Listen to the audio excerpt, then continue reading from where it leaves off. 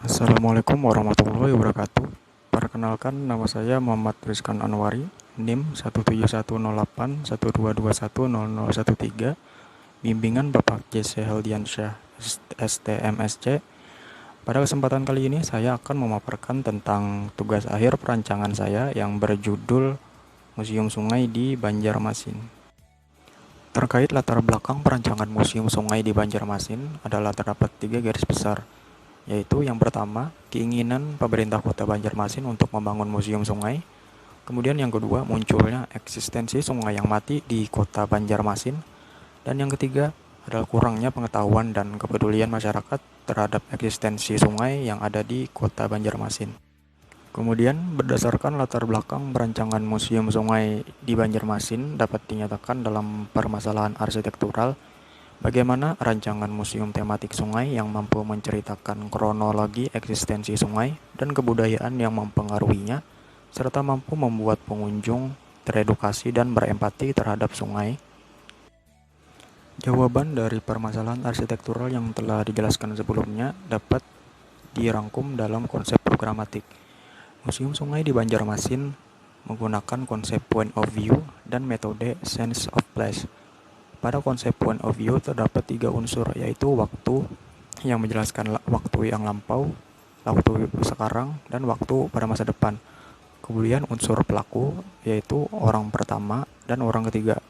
Dan kemudian unsur ketiga adalah unsur tepian sungai, di atas sungai, dan di dalam sungai. Kemudian untuk metode sense of place terdapat 2 unsur, yaitu perasaan dan persepsi. Pengaplikasian konsep dan metode tersebut diaplikasikan dengan penggunaan tekstur, material, warna, dan suasana yang akan diaplikasikan kepada desain untuk menciptakan pengalaman informatif dan edukatif kepada pengunjung untuk penyajian koleksinya. Kemudian untuk konsep rancangan dalam konsep bentuk bangunan, jadi bentuk bangunan diambil dari sampel dari bentuk sungai dan pulau yang ada di Kota Banjarmasin bagian barat daya. Kemudian bentuk-bentuk tersebut ditransformasi secara kasar, kemudian bentuknya disederhanakan untuk pemisahan massa untuk sirkulasi udara alami, dan kemudian untuk dimodifikasi lagi untuk penambahan fungsi sirkulasi. Kemudian bentuk atap yang diaplikasikan di separuh bangunan yang memanjang dengan bentuk atap yang miring. Kemudian bentuk finalnya dapat dilihat pada gambar. Dan ini adalah konsep penataan tapak. Zona tapak terbagi menjadi 2, yaitu pada bagian utara dan bagian selatan. Pada bagian utara side, zona tapak yang diaplikasikan adalah zona tapak dengan tema tapak hutan rawa tepian sungai untuk visualisasi lanskap alami. Dan kemudian pada bagian selatan side itu menggunakan zona tapak tema tepian sungai, namun dengan penataan lanskap buatan. Pada side terdapat pohon cemara sebagai penahan debu dan rambatan kebisingan, dan pohon ketapang sebagai peneduh area parkir. Elemen-elemen pada lanskap menggunakan pola kurvilinear yang sama halnya dengan bentuk bangunan. Kemudian konsep interior ruang pameran tetap, yaitu pengurangan intensitas penggunaan pencahayaan alami dan buatan, serta penggunaan material dengan berwarna gelap untuk mendramatisir suasana ruang yang gelap dan mencekam pada ruang pameran Sungai Mati dan ruang pameran akuarium. Kemudian pada ruang pameran akuarium menggunakan diorama pada bagian atas ruang untuk menambah kesan bawah air, dan juga menggunakan air sungai asli yang telah difilter sebagai display pameran. Kemudian penggunaan pencahayaan buatan berfokus pada display diorama pada ruang pameran Sungai Mati, dan kemudian penerapan tekstur berair pada ruang pameran kolam untuk menciptakan kesan sungai yang sebenarnya kepada pengunjung. Itu terdapat pada ruang pameran kebudayaan sungai dan ruang pameran akuarium. Dan Kemudian penerapan konsep sudut pandang orang pertama yang berada di atas, tepi, dan bawah sungai pada ruang pameran, khususnya pada ruang pameran kebudayaan sungai. Dan kemudian penerapan konsep sudut pandang orang ketiga dengan menggunakan koleksi sebagai penjelas tema waktu pada ruang pameran, khususnya pada ruang pameran kebudayaan sungai yang berada di lantai 3. Pada ruang pameran kebudayaan sungai lantai 2, penerapan material, warna, dan suasana terang pada ruang pameran yang bersifat netral selain ruang pameran sungai mati dan ruang pameran akuarium. Dan ini adalah gambar set plan. Set terletak di Jalan R.E. Marta Dinata dan diapit oleh Sungai Telawang pada bagian timur side dan Sungai Martapura pada bagian selatan side. Dapat dilihat main entrance dan main exit untuk jalur darat pengunjung itu terletak pada bagian depan set, sedangkan entrance dan exit untuk jalur sungai pengunjung terletak pada bagian belakang set. Area depan set, area parkir motor, mobil, dan bus pengunjung terletak di bagian depan set, sedangkan area parkir motor dan mobil pengelola serta area parkir service terletak di bagian samping kanan set. Untuk pengunjung, akses jalur darat, pengunjung melewati miniatur hutan rawa terlebih dahulu untuk mencapai lobi bangunan, sedangkan pengunjung akses jalur sungai harus melewati sirkulasi penghubung untuk mencapai lobi bangunan. Pada set plan, vegetasi yang digunakan adalah pohon ketapang sebagai peneduh dan pohon cemara angin sebagai penghambat debu dan kebisingan. Kedua pohon tersebut diletakkan dengan pola kurvi linear pada area miniatur hutan rawa. Vegetasi yang digunakan adalah pohon bidara merah dengan pola penyebaran acak. Pada bagian side selatan dan timur, pola lanskap menggunakan pola kurvi linear dengan menggunakan vegetasi tanaman bunga kencana sebagai elemen estetis. Dan kemudian siring yang berada di bagian selatan set adalah pengembangan dari kondisi existing set yang berupa tanggul dermaga yang pengerjaannya terbengkalai. Ini adalah denah lantai 1. Pada denah lantai 1 terdapat ruang lobby, ruang servis, ruang komersial, dan ruang pameran. Untuk ruang pameran, pengunjung memulainya dari pameran Sungai Mati yang koleksinya tentang 23 sungai mati yang ada di Banjarmasin, kemudian menuju ruang pameran transformasi sungai yang menceritakan perjalanan eksistensi sungai dari zaman prasejarah hingga sekarang, kemudian menuju ruang pameran akuarium dengan penyajian koleksi dengan view bawah air, dan kemudian menuju ruang pameran kebudayaan sungai lantai 1 yang metode penyajiannya dengan berperahu di atas air ataupun dengan berjalan kaki untuk menikmati koleksi yang disajikan. Penyajian koleksi lantai 1 berakhir di ruang pameran ini. Pada lantai 2 terdapat ruang perpustakaan, ruang edukasi, ruang pengelola, ruang servis, dan ruang pameran.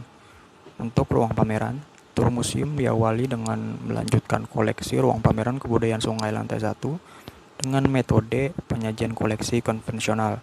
Namun, pengunjung masih dapat melihat koleksi ruang pameran kebudayaan yang berada di lantai 1 melalui void yang ada di ruang ini. Ini adalah gambar tampak bangunan, yaitu tampak depan dan tampak belakang. Dapat dilihat bangunan berbentuk memanjang dengan menggunakan kombinasi atap dak dan atap miring. Pada fasade bangunan menggunakan material ACP dan kisi-kisi purun. Secondary skin diaplikasikan secara dengan pola horizontal untuk menciptakan kesan dinamis.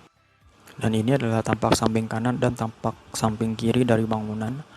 Dapat dilihat terdapat jembatan sirkulasi penghubung yang menghubungkan area selatan side dengan area lobby.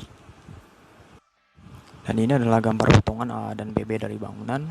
Dapat dilihat konstruksi atap yang digunakan adalah kombinasi dari atap dak dan kombinasi atap miring yang menggunakan konstruksi atap pipa besi yang miring dan menggunakan pondasi minipel yang diikat oleh pel cap di atasnya. Dan ini adalah potongan CC dan DD dari bangunan. dapat dilihat pada potongan CC bangunan pada lantai kolam pada ruang pameran kebudayaan Sungai lantai 1. Lantai menurun setinggi 1 meter dari lantai biasa. Pada area tersebut, lantai tersebut diisi dengan air dengan ketinggian 60 cm sebagai pendukung untuk penyajian koleksi dengan metode berperahu. Dan kemudian pada potongan dede terdapat akuarium. Pada akuarium menggunakan kaca jenis akrilik dengan tebal 10 cm untuk menahan beban dari air untuk penyajian koleksi dengan view bawah air. Ini adalah rencana pondasi. Jadi bangunan ini menggunakan 5 tipe pondasi, yaitu pondasi 105 x 105 cm, kemudian pondasi 120 x 120 cm, kemudian pondasi 100 x 100 cm, kemudian pondasi 80 x 80 cm, dan kemudian adalah pondasi core. Untuk slope bangunan menggunakan 5 jenis slope, yaitu slope 2545, slope 3055, slope 1525, slope 2040, dan slope 1520. Pada bagian tengah bangunan dapat dilihat pengaplikasian dilatasi kolom, yaitu kolom terpisah sejauh 50 cm. Pemisahan tersebut berlaku juga untuk pembalokan yang berada di lantai atasnya beserta slope yang mengikat dari pondasi kolom. Kemudian untuk rencana jaringan air bersih di lantai 1, skema distribusi tersebut terdapat 3, yaitu dengan sumber sungai, yaitu kemudian dipompa dengan air untuk dialirkan ke reservoir dan kemudian dialirkan lagi menuju tangki filtrasi untuk dialirkan lagi menuju ruang pameran akuarium. Kemudian dengan sumber air PDAM, yaitu air dipompa dengan pompa air dan kemudian dimasukkan ke dalam tangki tekan sebelum disebarkan melalui titik-titik saniter yang berada di bangunan. Kemudian sumber air sungai yang digunakan untuk pengairan kanal buatan sebelum dialirkan air sungai terlebih dahulu untuk disaring.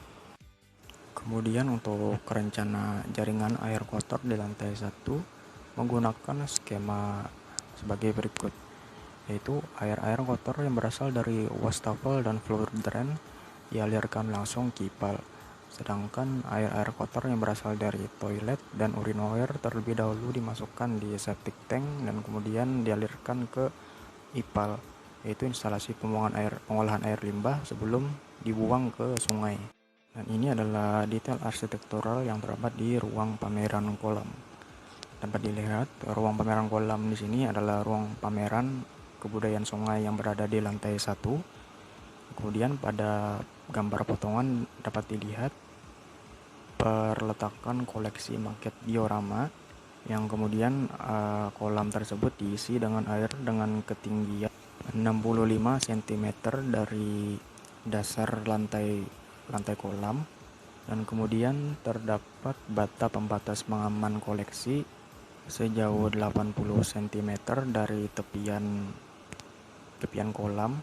Dan ini adalah pada gambar kiri atas adalah perspektif eksterior dari gambar aerial, dan kemudian pada gambar kiri bawah adalah perspektif eksterior pada area miniatur hutan rawa yang berada di bagian depan set.